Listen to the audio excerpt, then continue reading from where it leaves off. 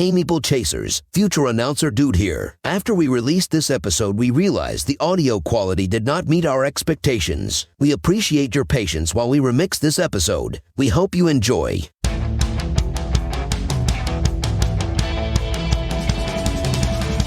Welcome to the Chasing Meeples podcast. If you want a lighthearted take on board games with a sprinkling of hilarity, you're in the right place.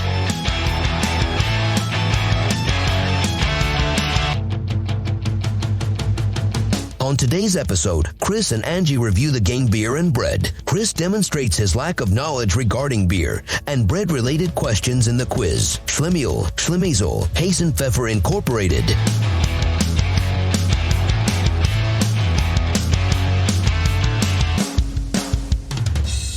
Hello, everybody. This is the Chasing Meeples podcast. I am your host, Chris. And as always, I am with my lovely co-host. Hello. I'm Angie.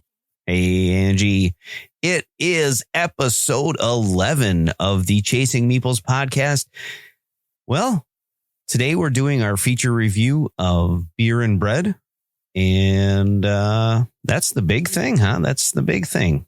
I don't even know where I was going with that, but that's what we're doing today. So, but before that, we have got, we're going to do a little bit of chatting, a little bit of talking. Kind of want to talk a little bit about the cool, awesome, stupendous. I can't even put any banter we're having now. What else would it be? I don't know. You said chat, and I didn't know if that's something different than banter. If I need to put another thing on our list here, intro, chat, banter, or are we just going intro? Like banter, is that like? How can that be? Because you called it chat. I didn't know. Oh, okay, banter. Okay, it's better. What is the definition of banter as opposed to chat? I'm kind of a... So I have the definition of banter. Okay, go ahead. What's the definition of banter? Banter is the playful and friendly exchange of teasing remarks. And what is the definition of chatting? I didn't look up that. Well, look it up. I'll bet you'll be sure that you are going to find that they're the exact same thing. But can I do my vocabulary quiz first? It's right here. Which word is a synonym for banter? Repartee, departure, or report? Repartee. Because rapport is not. It just says report. A brief exchange of harmless banter. What part of speech is banter? Pronoun, noun, or verb? It's a noun. Pick the word that is similar to repartee. An evening of wit and repartee. Banter, paste, or actor? Banter. I know, that's kind of an awkward quiz, isn't it? Yeah, a little bit. I didn't make that one up. Yeah, I didn't make that one up. Okay. I didn't make that one up. Yeah, that's bad. Chasing Meeples quizzes are better than that. Chat can have different meanings depending on the context. It can mean idle small talk, light informal or familiar talk, or conversation. It can also mean the process of communicating, interacting, or exchanging messages over the internet in real time. Additionally, it can mean a family of savory snacks that originated in India as served as an hors d'oeuvre or as a roadside track or at roadside tracks. What kind of roadside track? What would that be? Awesome, Angie. This is just such a great use of our time right now. I don't really care. We're going to call it a banter. Oh my God. I'm not going to sit here and talk about you asked what the meaning of chat was, the meaning of banter, and now you're looking at me going, I don't really care. Well, let's just move on. Let's just move on. Fine. Let's just move on. So I want to talk about one of the coolest things that we have done in a long time. And I want to talk about what we did today. What did we do today, Angie? Let the Meeple Chasers know. We went to see the movie Mario Brothers. Super Mario Brothers, the movie. Oh, I apologize. Yes, get it right. Super Mario Brothers, the movie. And what makes that so special? It makes it special because it's the first time our son has seen a movie. In a movie theater. He's never been in a movie theater before, so we were very, very prepared. We brought his earmuffs and some snacks for him and a sweater and try to be prepared. He was very, very nervous sitting up there. We were at the very, very top in case he wanted to get up and dance. And he didn't. He stayed glued to his seat the whole time. It could be because we were at the very top, the very, very last row. Could be. Movie theater. But he got through it. I'm proud of him. Yeah, I'm super proud of him. That was awesome. It was the wait when there was nothing on the screen for how long we were waiting. And he was just like meditating, doing this deep breathing stuff. And his eyes were like almost shut. Yeah, that's pretty awesome though. I think he was like trying to stop himself from hyperventilating or something like that. He was so scared. Well, he didn't know. He didn't know what was going on. Yeah, he didn't know what to expect once the movie screen started. Once things came, even just the ads, once they came on the screen, he was very intrigued, trying to read them. And yeah, it was pretty awesome. So the movie itself wasn't too bad. It wasn't horrible, right? It wasn't a cinematic masterpiece as far as the script. It's very predictable. You think so?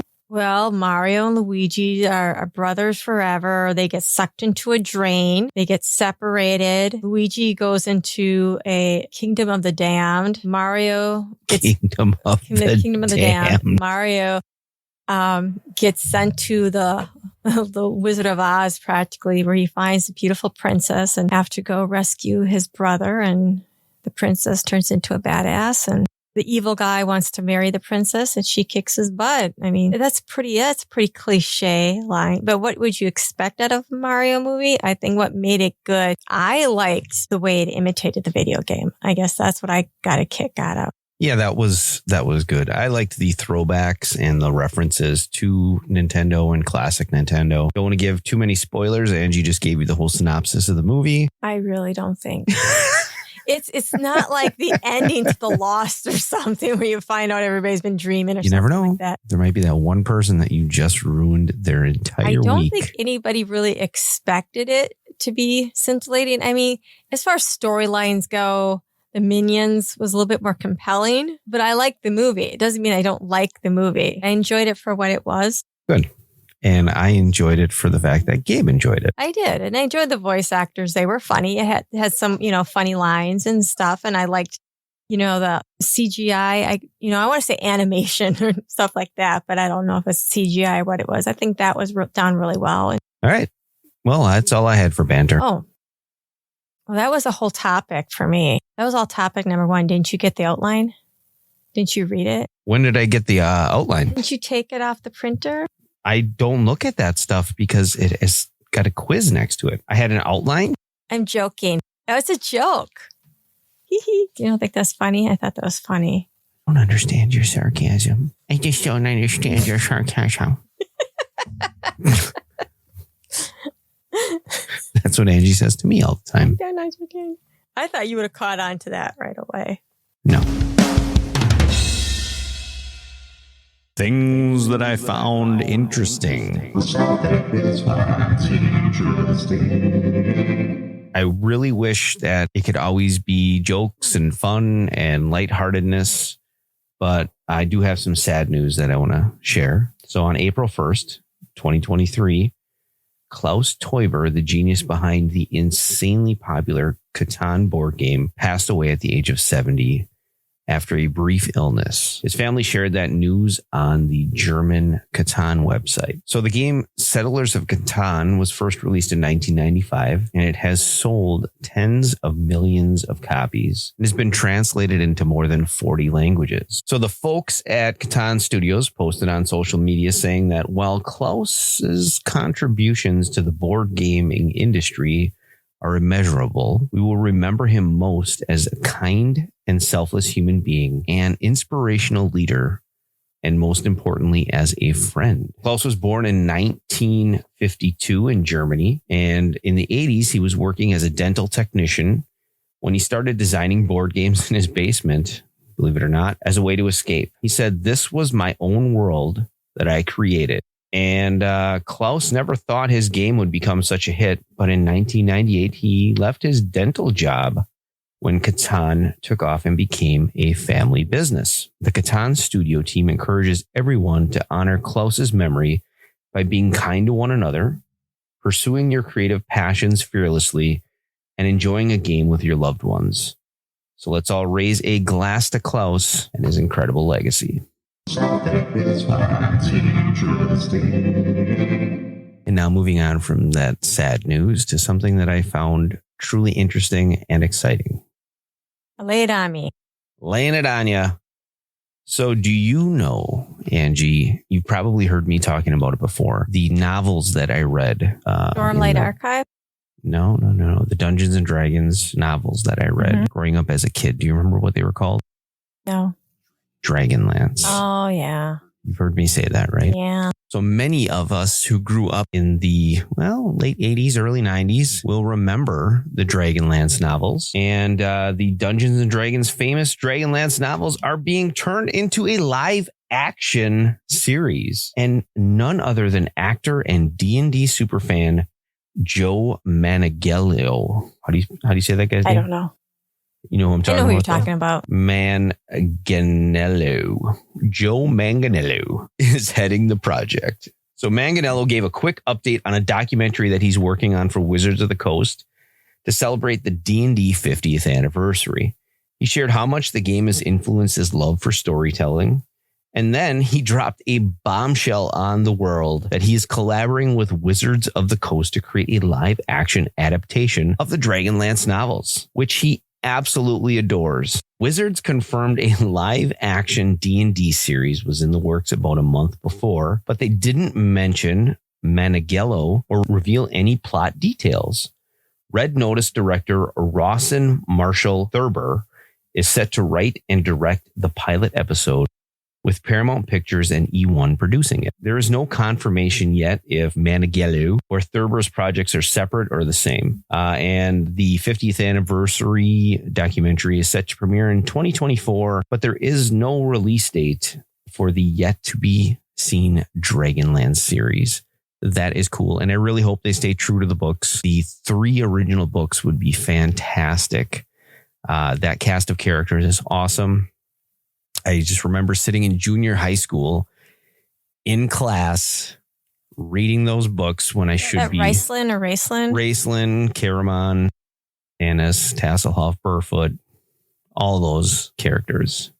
And that is things that I found interesting.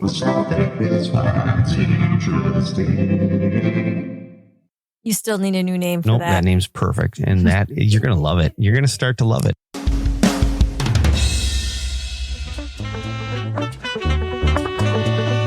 Quiz time.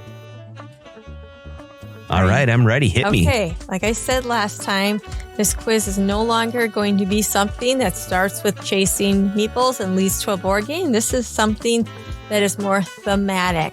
Ooh. What we are talking about today. All right. And I'm going to start it out on BGG.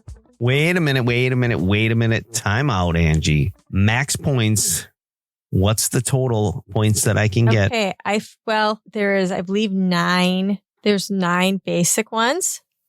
There are an additional 2 points. So that could be 11. And there is a possibility even more than that. So there's a possibility. That's all up to you. Possibility of more than 11 points. Yep. All right. Yep. So there's like if you get 9, you hit max points. Perfect. If you go over the 9, I hit. You know what I mean? I hit bonus max. Bonus, yeah. Whatever. Okay. Wonderful. Okay. On BGG, there are 50 games with the word beer in the title. Which of the following is not a real game with beer in the title? Number 1, beer and pretzels. Number 2, beer and bread. Number 3, beer and babes. Or number 4, beer and Vikings. Beer and pretzels. I'm sorry. You have that one wrong. Oh, no. It's beer and babes, isn't it? It is beer and babes. Well, that's a shame. Are you all done then? You're like, I'm not getting max points. That's it. I'm done. Quiz is over. Okay. Thanks for listening, everybody. Goodbye. Keep That's chasing those awesome. meeples. Episode 11. Chris quits after the first one, takes his ball and goes home. There is no ball to take home. Although I do recall somebody storming out of the room in one quiz, probably on the Christmas episode when Chris got some answers correct. Take your quiz and go home. That's right. That's right. I'm gone. All right. Number 2. On BGG, there are 19 games with bread in the title, which is not a real game. The Hunt for Bread October, Beer and Bread,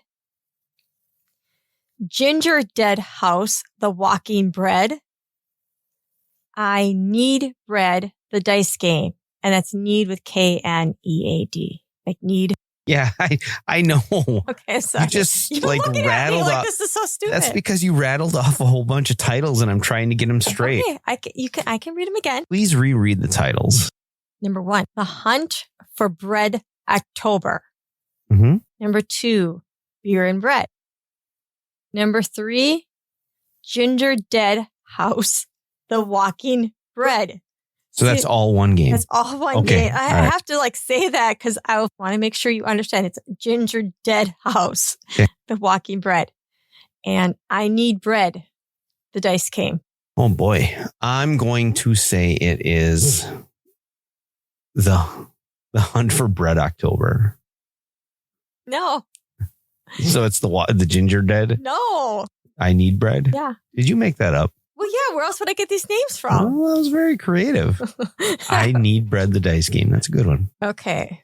I think you just created a game. I could have. See, the Ginger Dead House was so funny. And some of these are so funny. It's like I'm trying to stop laughing when I'm saying it. But the Ginger Dead House, the walking, I don't know. I want to look up the Hunt for Bread October now. I'm just curious. Number 3. What is the best-selling beer in America? Bud Light. You got that one right. What is the top-selling bread? Brand? Bread. Like brand of Yes. bread or not type? Okay. It's a brand. Sara Lee. No. Nature's Own. Okay. Says who? I think Sara Lee is the number It's one not. selling She bread. wasn't even number 2. Based on what? The Grocers Association, Okay, something like that. They know their bread. Yeah, All it's right. like the Grocers Association or something Okay. like that. What is Wisconsin's favorite type of bread? Pumpernickel. Think fish fries, Yeah, I'm thinking fish fries. rye bread. That's a pumpernickel, rye, same thing. I get that bonus. No, it's not the same. It is the same It's thing. not the same. Whatever. Fine, rye bread. It's rye bread because of Friday night fish fries. All right. I'm stinking this whole quiz up. But this one you should, and you should be able to get maybe extra points in this one. List 3 beers brewed in Milwaukee, Wisconsin. Miller, Budweiser, Pabst. No, Budweiser, St. Louis, Missouri, isn't it? Old Milwaukee. Miller, Old Milwaukee, and Pabst. That's not on here. This is sucky. That's not on here. Well, it is. You're telling me the only one I got is Miller. I don't even drink. Yeah. I'm a horrible Wisconsin. You think Old Milwaukee would be made in Milwaukee, but Miller and Pabst are not on this list. So I don't know who made the list, but Penny Marshall and Cindy Williams starred as Laverne and Shirley, 2 Milwaukee brewery workers. What year did their show premiere? 1976. You got that right. Yay, I guessed. That worked. Do you want to try for bonus points? Yeah, keep going. Let's do this. They would sing an unusual song while strolling down the street. What were the words? Oh, God. Schmiel, Schlimazel, Shambhala, Badingalanga, half a flesh and Neferek Incorporated. I don't even. You're pretty close. There's only 4 words. You kind of got them, but you had a lot of Schmiel, Schlimazel, Hasenpfeffer Incorporated. Did you ever hear somebody call, hey, he's a Schmiel? No. Have you? Yeah. Well, what does it mean? Is it an insult? It's clumsy. Oh, If you are Schmiel, you're clumsy. If you're Schlimazel, you're unlucky. so they're saying clumsy, unlucky, Hasenpfeffer Incorporated? Yeah. Why? I don't know. Okay. I don't know. I didn't look that far into it. I don't remember. It was a couple weeks ago that I created this wonderful quiz that you bombed. I did. I bombed it. Bombed. Lenny and Squiggy. Mm-hmm. Bonus points just for saying their names. There you go. Bonus points. Awesome. That's it? That's it. That's the quiz. That's the quiz. And what is my final score, Angie? 3. Ugh. 3. You got the Bud Light. You got one of the beers. And you got the year that Laverne and Shirley premiered. And then the bonus points for Lenny and Squiggy. Actually, no. You would have got the bonus points for Schlimazel. Okay, you got that. So I got 5 points. Well, that's... I'm giving myself a point. Okay, I'll get 4. I was going to give you 4, but let's go with 5. 4 it is. I got to take it. Yeah, I think it's my cleverness that did it, though. Oh, yes, it is. I'm so proud of this one, too. And you're just kind of like, I got to make it easy because then you'll be enthusiastic. Yeah. Kind of like the way you play a game. You got to make the first question easy. So it's like, you give me that little win, little dopamine drip. You can't just take my dopamine and throw a paper towel on it and dry it up. What have you played lately? Well, Angie, you already know the answer to that because what I played, we played. Anyway, so since we last spoke on this podcast, Angie and I played Great Western Trail. And oh my God, that game is awesome. Did you fall off your horse and get wet socks? I did not fall off my horse and get wet socks. That is another game. That I will someday try to get back to the table. Anyway. Great Western Trail. We recorded a segment on Oliver Reed's Don't Be Bored YouTube channel. He does a monthly Game of the Month video. And you guys should definitely check it out and see how excited I got over that game. So what did you think of Great Western Trail? That was one of those games in the video you said that it was like a Grail game for me. Sort of, right? Yeah, it was. It's something that I've always wanted. You've asked me before, I think it was like last Christmas or the year before, did I want Great Western Trail or did I want a different game? And I think you literally asked me that twice as we were standing in game shops and stuff like that. And I always chose the other game because it was new. Correct. And this time we were standing in our local game shop looking at a couple different things. And, once again, which one do you want, Angie? And this time I grabbed it. Great Western Trails. And I'm glad you did. There are a lot of, we'll call it strategies that you could probably do when you play that game. I went heavy on cow. I was like the cattle man, right? You did. And that was awesome. I don't know. There was something about that I just liked it. I don't know. I can't even explain it. Just collecting the sets of cows and trying to maximize my hand as I travel to the railway station. Yeah, you look like you were having fun. It was the first game that I ever set up and played learning straight from the rules, where I never watched a video. That was the very first game since we started doing this. I find that hard to believe. I think, maybe like recently. Super Mega Lucky Box. Yeah, recently. Something probably. like that. Right. The first heavy-ish Euro type game. Well, any, really. I think maybe some light, like roll and rights or something like that. It probably didn't. But nothing that had to do like a major setup and stuff like that. Good. Well, I'm proud of you. Thank you. Well, we also played Silver and Gold by Phil Walker Harding. So that's another one that had been sitting on my shelf, which was a ding and dent find. That one was fun. That one's very fun. Yeah, that was a shelf of shamer. Yeah, it was. Just kind of sat there for a while. I kind of wanted it to play it solo, and it didn't have solo rules. And the other day, I actually did play it solo because I got some solo rules off BGG, and I wasn't thrilled with them.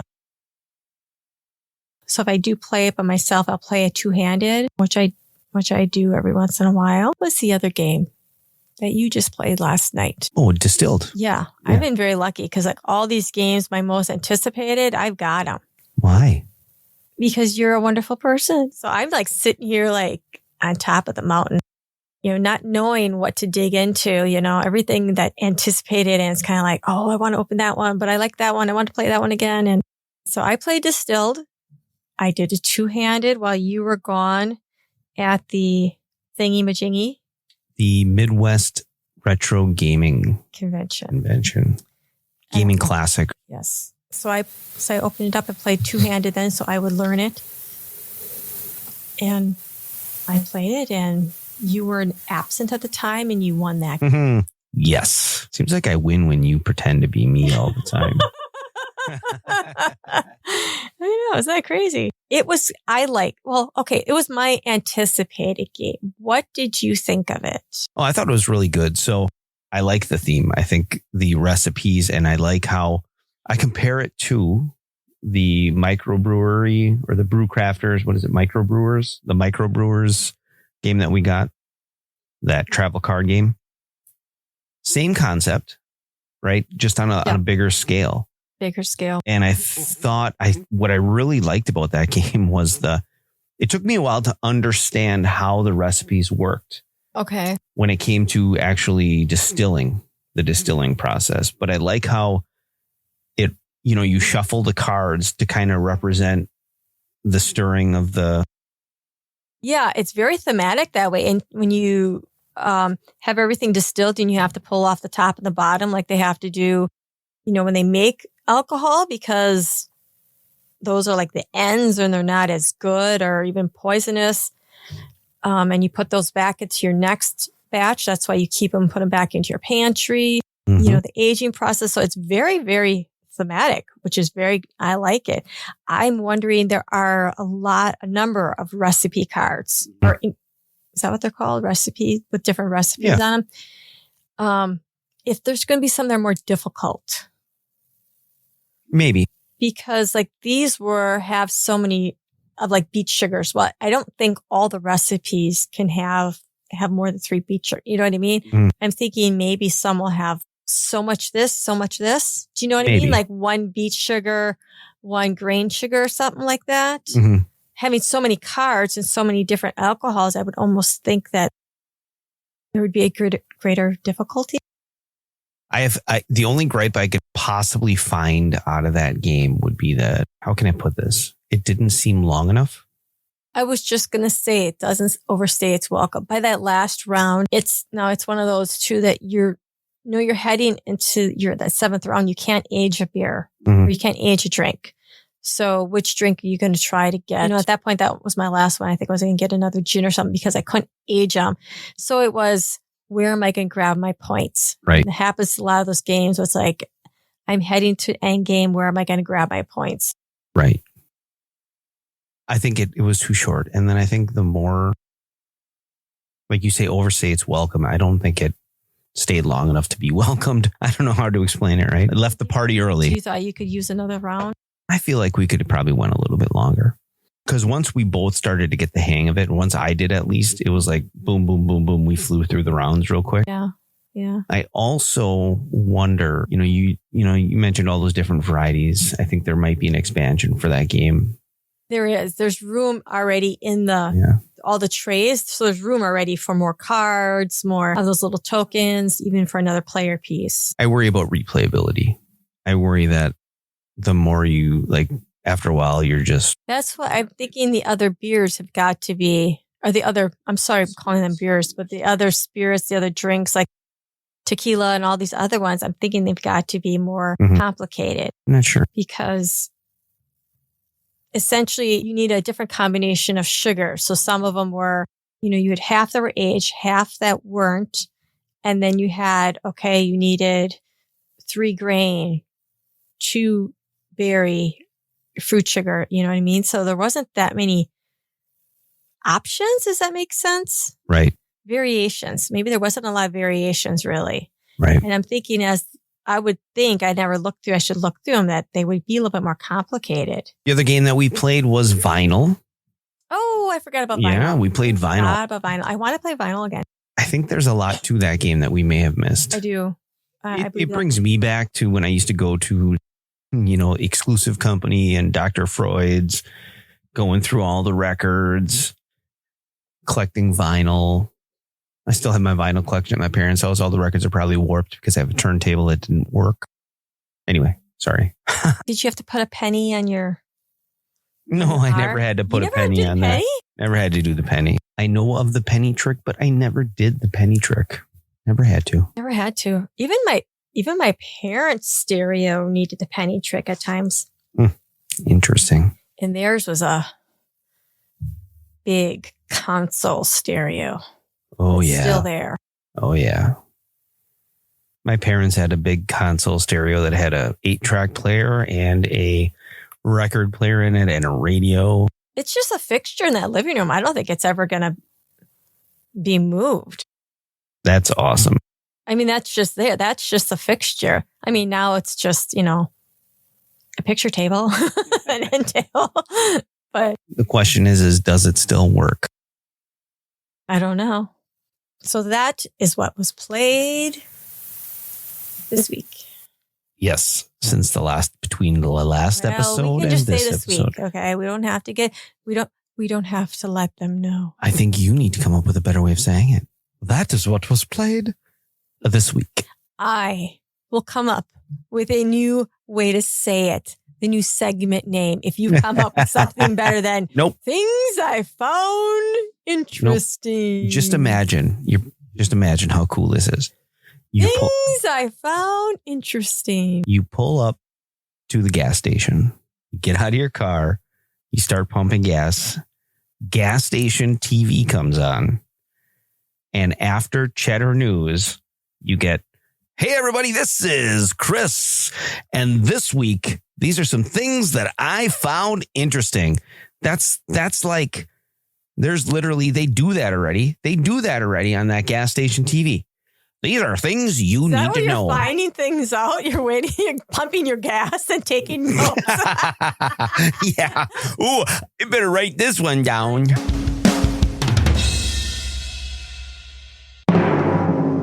And now it's time for our feature review. Beer and Bread is a 2-player game designed by Scott Alms and published by Capstone and Deep Print Games. You are neighboring villages and have a friendly competition to brew the most beer and bake the most bread. The game plays over 6 rounds. They alternate between fruitful and dry years. During the first phase, you will seed the fields and river with the appropriate resources from the common supply. The next is the card phase. Each player gets 5 cards. They will play a card and then swap their hands with the other player, who will then play a card and then back and forth until all your cards have been played. The cards are tri-use cards, meaning there are 3 different ways they can be played. The first is for the resource that's printed on the top. Simply play it into your field and take the corresponding resource and put it in your storage bin. If you already have a card in the field and lay the new one on top, in this way you can take additional resources. Second way to use your card is for the recipe. Using the ingredients from your bin, fulfill the card's requirements. Place the card in your bakery or your brewery. Only 1 card can be in each unless a card allows for more storage. The final way to use the card is for an upgrade. You will tuck the card under the corresponding area on your sideboard, and each slot can hold more than 1. The cards can do a variety of things from expanding your storage bin or bakery, endgame victory points, or even extra resources. There are more powers, but those are just an example of the stronger ones. And when you play the upgrade, this is what cleans your bakery, since it can only hold 1 beer or 1 bread, and you cannot complete another recipe until it's cleaned out. Once the round is done, you move on to the dry year. During this round, there'll be fewer resources in the field, and any cards you harvested go back into your hand, and the players draw up to 5 cards. During the action phase for the dry year, it's different. Instead of swapping hands, players keep their cards. They will have an option of trading cards in from a 3-card display on their turn. So keep that in mind during the fruitful years, that the cards that you have are going to go back into your hand to use on the next round. Other than that, the round plays the same. You go back and forth alternating between the fruitful and dry years. At the end of the game, you add the points for your beer and bread separately, and you score whichever has the fewest points. And then you add in any bonus points from your cards. And whoever has the most points wins. Beer and bread. Scott Alms. Scott Alms did a really good job on that game. I had a blast playing that game. Well, let's talk about it first. Sure, let's do it. Let's talk about it. How are you with the theme? The theme is baking bread and brewing beer. I love it. Okay. I think the theme is really good. Kind of funny since we were just talking about brew crafters and we were talking about distilled. There's a big theme for this episode. There is a theme for this episode. I think the theme is really good. The fact that beer and bread both use yeast to ferment ties them both together. And a lot of cultures lived off of beer and bread. And it was just, I don't know, I just like it. Good. I enjoy the theme. It does remind me a little bit of something I find from Uwe Rosenberg.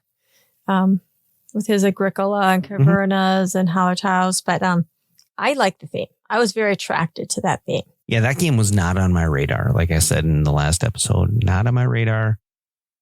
But I'm glad it was on yours. And the artwork. Yeah, the artwork's okay. I like the artwork. I mean, it's essentially the box cover. And yeah, there's some artwork on the cards. It's nothing, I don't want to say newsworthy, but it's nothing spectacular. It's nice artwork, but it's nothing wowing. Right. It fits the theme. My favorite part, if I were to choose a part that I like, is just the drawings of the bread and the beer mugs on the cards. Yeah. The rest of it is, like you said, looks like a Euro game. It's a farm. It's a farm. It's got and a farmer and shed. a brewer on the cover. So the components, the wooden resource tokens. They're your average. They're your average components. It's your piece of wood. I mean, it's like the same. It's the same piece of hay that you have in every other game. There's a storage house somewhere I mean, really, that's got to be somebody's livelihood is only to make wood and hay and you know what I mean, and barley and yeast, because those are the same pumpkin and stuff like that. Those are the same resources in every farming game, and they look the same. I mean, how can everybody's wood look the same? It's like the jewels in Century, like your Century Golem edition. There's the same jewels you have, and half the games I have jewels. All have the same game, all have the same jewels. That's what keeps the cost down, baby. I know. There's one giant component. Maybe that's your job. There is. Just one giant. One giant component company. One giant component company.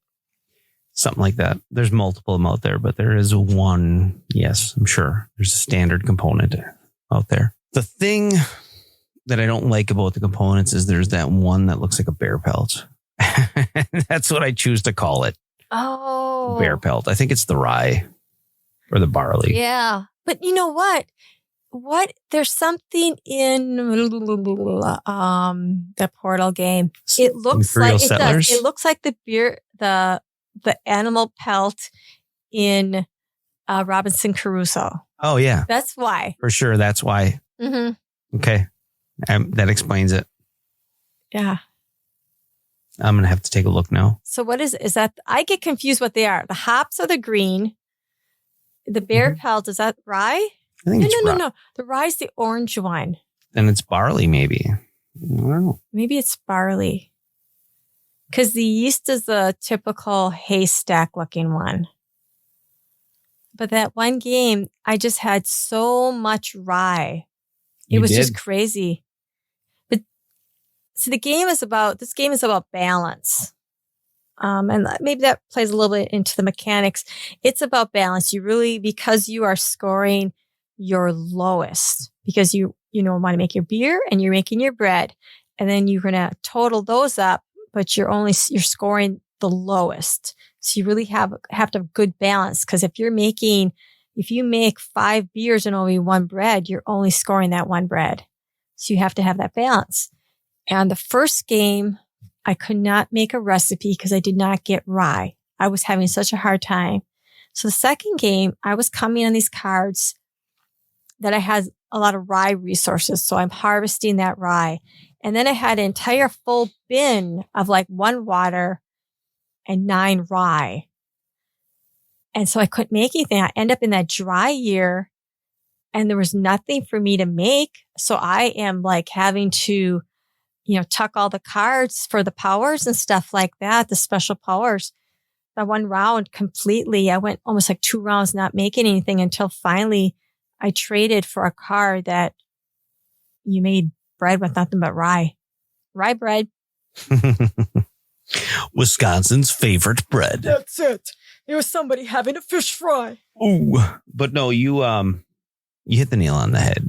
The game is about balance. This is one of those games where you have to be thinking ahead, knowing that you are in a fruitful year and the next year is going to be a dry year and you don't have as many options. So when you go into that dry year, you almost want to set yourself up. Yeah. For success. Basically, you have to have the right cards and resources to be able to brew or bake. Yeah, because those are the cards that are coming with you. Mm-hmm. So, what do you think? No, that was my thought on the mechanics. What do I think about the mechanics? Is that your thought on the mechanics, or do you have any other thoughts on the mechanics? What I thought is what's interesting about that game is that if you do not have enough room in your storage space, your opponent gets the option of being able to get the resources that you cannot take. I think that's unique. Yeah. I don't think we've played a game like that. No, that's a unique one. Well, I think is interesting is that you have essentially it's like a hand drafting your first rounds or your fruitful round where you're passing the cards back and forth. So you don't know if you're going to get a card that you need. The one that you want might be gone. But in the second, the dry year, now you have that hand of cards. You don't trade it back and forth anymore. So going back and forth like that is different. Usually you have one and you're playing the same, but I don't know if we have another game that just that basic hand mechanic, basic card mechanic changes from round to round. And I don't think the game it's a complex game at all. No. But I do think it is one of those games that if you are somebody who is prone to analysis paralysis, this game will hit you in the face. Definitely, because like I said, when I got stuck, I sat there and I looked at my board thinking, how do I get rid of I couldn't get rid. There's no mechanism to get rid of resources. Right. So literally I had to find something to bake bread. And I did manage in there to find an upgrade. So I had an extra storage, but so I could store one hop or something like that.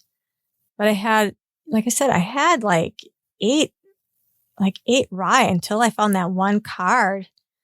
So there is really I could have been stuck and had nothing been able to play for. So no, maybe that's, and that could be a con too, that there is no way for me to,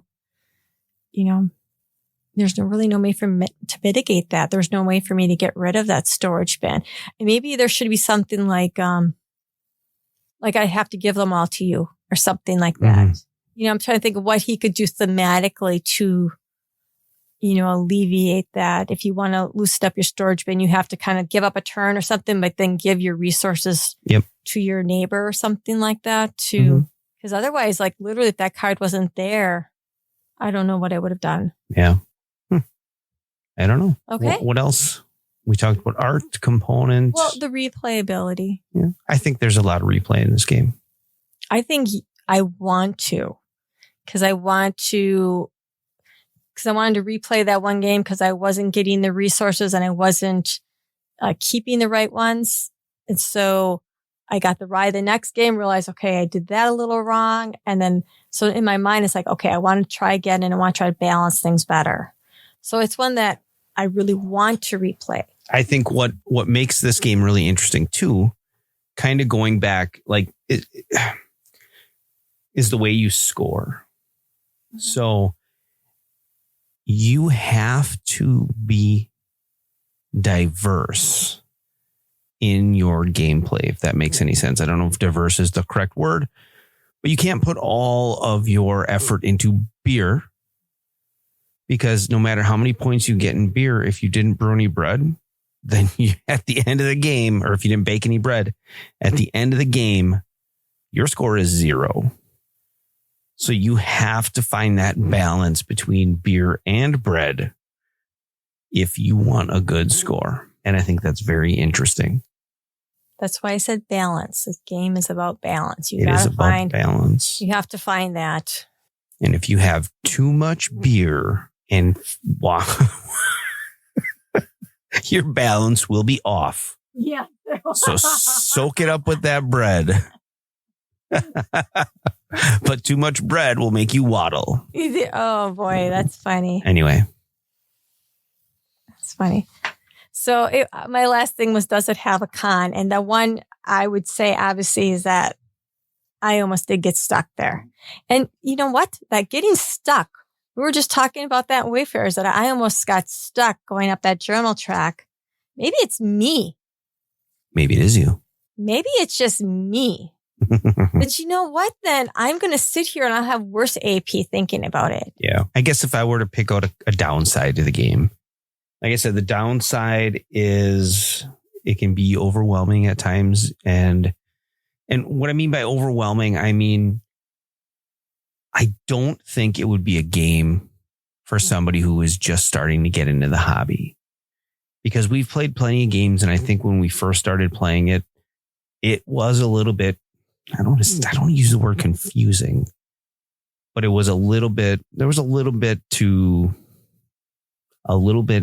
it took a little bit before I personally was able to understand what I needed to do to be successful. So I think if you were a newer player, the fact that it tends to be a little AP inducing. And I think what I mean by overwhelming is you do have you have a lot of options available to you on the cards, the try-use cards. And I think that would be a con for the game. Well, I think when you were talking about it might be much for a new player. And I think with that, it would be the fact that you are alternating your hand play from round to round. Right. And that can get confusing.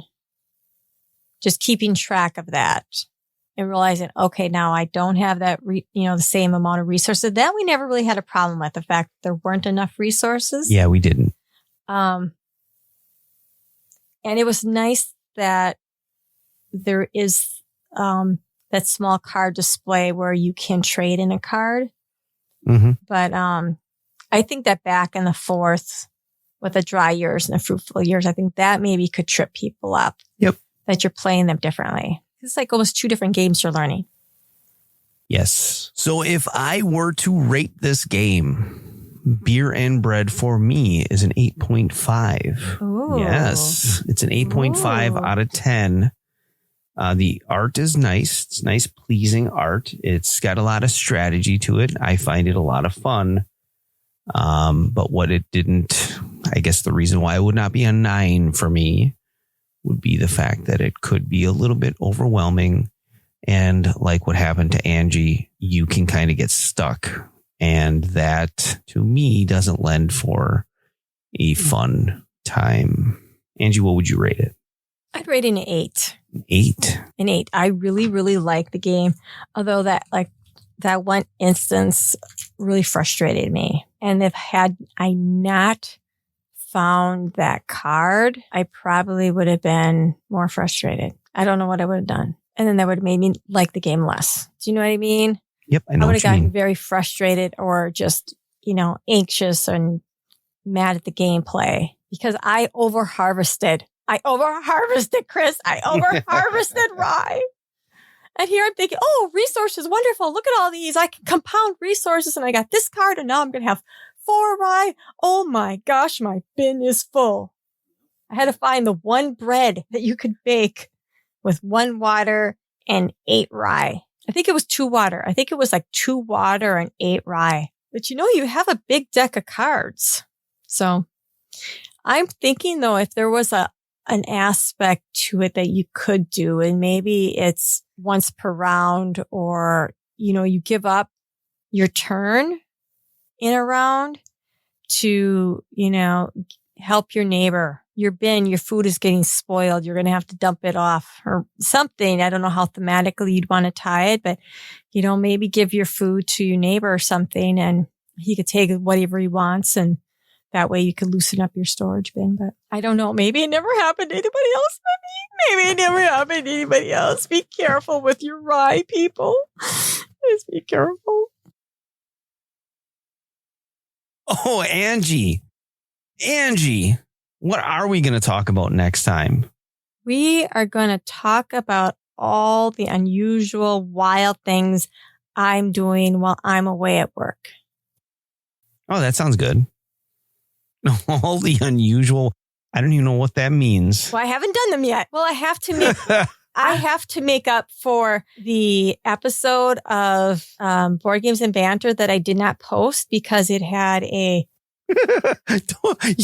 I was going to bring that up. You're going to talk about wild things you do while you're away on a business trip. How about what do you do when I'm asleep? I come upstairs to start doing some editing.